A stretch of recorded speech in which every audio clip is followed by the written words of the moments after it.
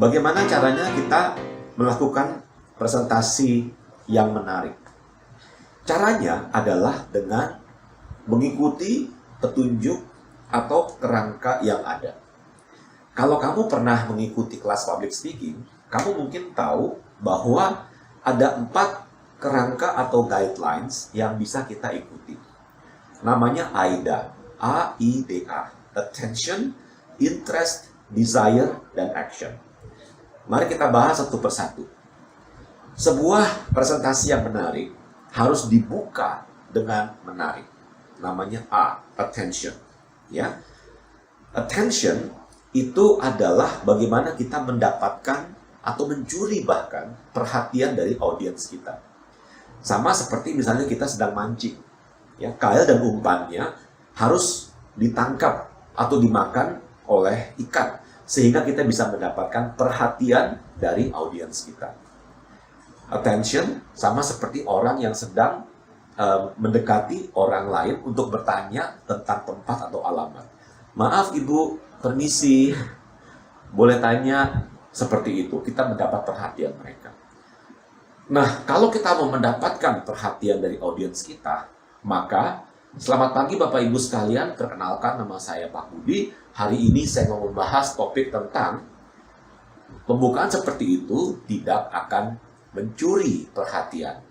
Karena sudah terlalu umum, sudah terlalu biasa, sudah standar. Sesuatu yang terlalu biasa, yang standar tidak akan menggugah.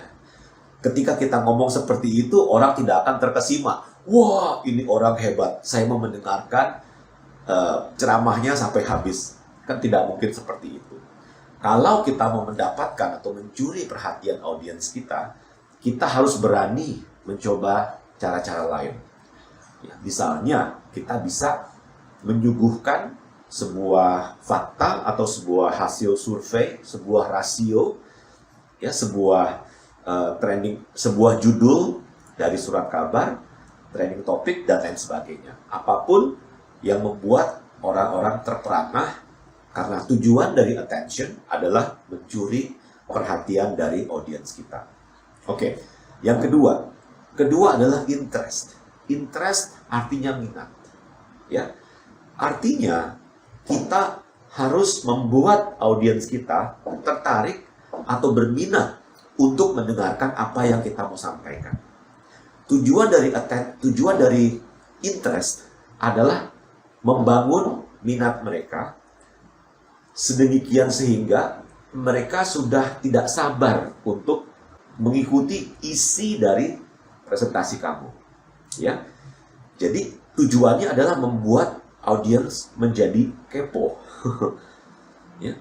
Penasaran adalah pemasaran. Penasaran adalah pemasaran. Berarti tujuan interest adalah berbicara sedemikian rupa sebelum masuk ke topik, membuat orang penasaran. Jadi jangan hanya memberitahu, don't just tell, tapi cobalah sell, cobalah jual isi presentasimu ini sehingga orang mau mendengarkan. Ya, seperti lagu Elvis zaman dulu, Only Fools Rush In. Hanya orang bodoh yang terburu-buru masuk ke dalam inti materi mereka tanpa mengantarnya dengan baik terlebih dahulu. Kalau kita cepat-cepat mau masuk ke dalam presentasi kita tanpa mengantarnya terlebih dahulu, maka orang tidak akan merasa ini penting. Dan akibatnya orang tidak akan terlalu tergugah untuk mendengarkan. Nah, mari kita bahas mindset-nya. Ini mindset meminta-minta.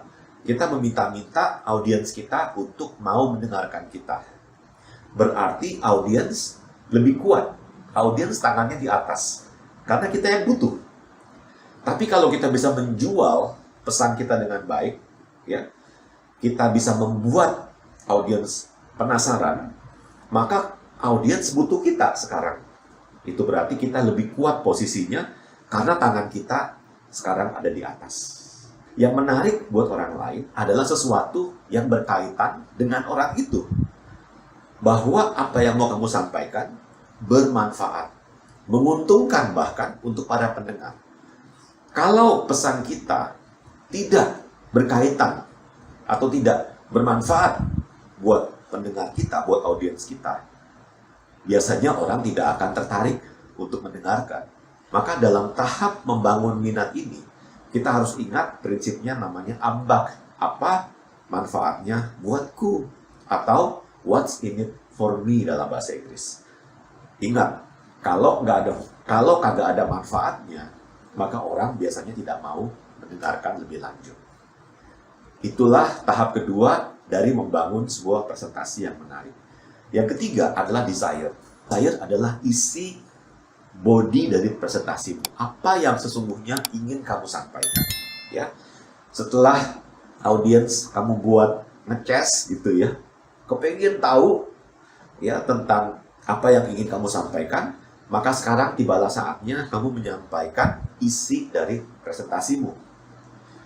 Nah, kalau kita amati rata-rata kurva atau rentan atensi dari audiens terhadap sebuah presentasi, biasanya bentuknya huruf V. Huruf V. Biasanya di awal-awal audiens masih cukup mengikuti, tapi di tengah-tengah ketika masuk ke body presentasi, dia akan turun, dan ketika mereka tahu bahwa presentasi akan segera berakhir, maka atensinya akan naik lagi. Jadi bentuknya huruf V. Nah, kalau kita adalah pembicara yang handal dan kita mengerti kurva ini, maka tantangannya dalam desire. Kita harus bisa berbicara sedemikian rupa sehingga perhatian dari audiens kita tetap tinggi gitu. Ya. Nah, bagaimana caranya? Kita bisa gunakan banyak variasi. Misalnya kita bisa menggunakan penomoran. Kalau kita menggunakan penomoran, biasanya orang lebih mudah untuk mengikuti. Karena tidak satupun orang ingin kehilangan poin-poin yang Anda dan saya sudah nomori. Ya, jadi gunakan nomor. Yang kedua, bisa gunakan ilustrasi. Gunakan analogi, gunakan ibarat. Ya, misalnya kalau kamu ngomongin tentang topik cinta, kamu bisa gunakan perumpamaan sepatu misalnya. Cinta itu seperti sepatu, sepasang dia. Ya, kadang-kadang dia yang kanan di depan, yang kiri mau di belakang, kadang-kadang pun sebaliknya. Tapi yang kanan tidak bisa lepas dari yang kiri. Kemana-mana mereka bersama-sama. Wah, itu menggunakan analogi atau ilustrasi. Atau kita bisa menggunakan cerita. Cerita selalu menarik, ya, karena cerita adalah sebuah media komunikasi yang langsung masuk ke hati. Tapi kalau teori, konsep, gagasan itu masuknya ke otak kita dan akibatnya akan diproses dan dianalisa. Tapi kalau cerita langsung masuk ke hati dan langsung diingat, dan biasanya langsung diingat untuk waktu yang lama. Atau kalau kamu cukup terampil, kamu bisa masukkan sedikit unsur komedi. Walaupun tidak harus ngebanyol kayak seorang komedian, tapi minimal kalau ada komedinya dikit lah, itu akan membuat alur presentasi kita tidak berat, renyah, dan mudah untuk diikuti. Yang itu desire. Tantangannya, apakah audiens engage, apakah audiens mengikuti, dan apakah audiens akan ingat dengan pesan yang kita sampaikan. Nah, sekarang kita masuk pada tahap yang terakhir, yakni action. Kita mau menghimbau audiens kita untuk melakukan sesuatu, untuk bertindak.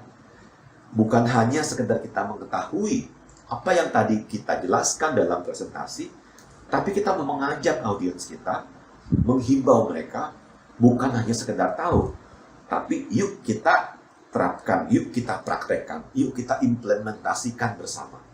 Dan ada sebuah komitmen yang kita jaga di sana. Kita tutup dengan menyemangati atau memotivasi audiens kita. Demikianlah 4 kerangka yang mudah-mudahan bisa menjadi landasan untuk mengembangkan presentasi kita sehingga memukau audiens dan berdampak bagi mereka. Bagaimana contohnya? Mari kita lihat di video ini.